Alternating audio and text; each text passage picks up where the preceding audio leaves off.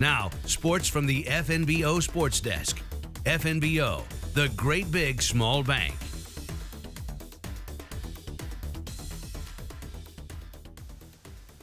Fall sports all in one spot. On Saturday, it was a stopover at Gering High School for Fall Sports Media Day with coaches, teams, and some student athletes that are all gearing up for competition starting this week and next.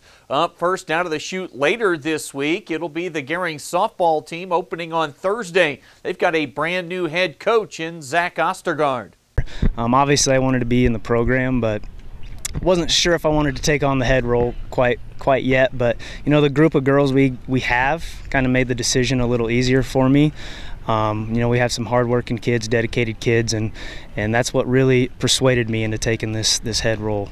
The Gering softball team plays at the North Platte Triangular on Thursday, and then they're at the Aurora Invitational on Friday. Scotts Bluff softball heads to Lexington for games Friday and Saturday. Two more to get to for today for Gering fall sports, including Gering volleyball coach Amanda Cochran, who's returning some real firepower to this year's unit. Yeah, returners are Maddie Ray, Carly Pazanka on the outside, and in the middle Cammie Newman is returning, and Sid Winkler played DS for us at the end of last year and will be setting for us this year. And Alex Gonzalez Orozco played right side.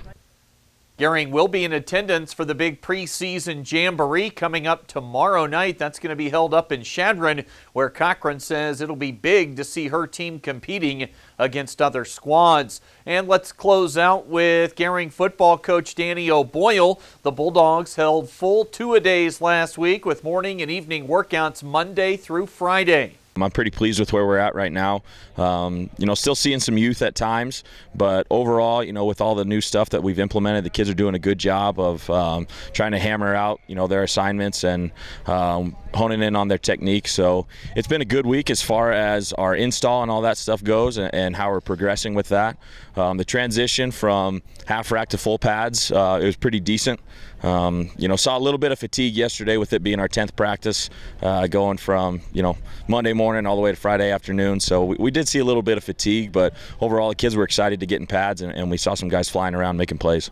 The Bulldogs, they went winless in O'Boyle's first season a year ago as the struggles at Gering on the gridiron continued. The head man, though, says leaders are starting to emerge a little bit right now for the program as he starts year two.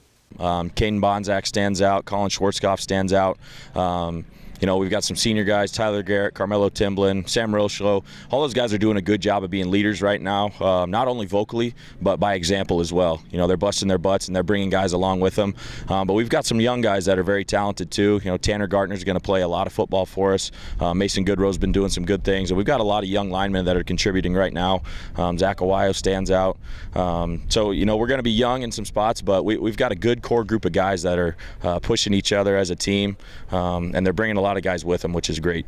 Gering is set to open their season next Friday on the road at Torrington, a team that played in a state title game in Wyoming last year. Hear from Gering girls golf coach Jessica Boswell, boys tennis coach Ron Swank, and cross country coach Rick Merez on the radio side over the coming days and weeks. That will do it for today. The latest from right here at the FNBO TV Sports Desk.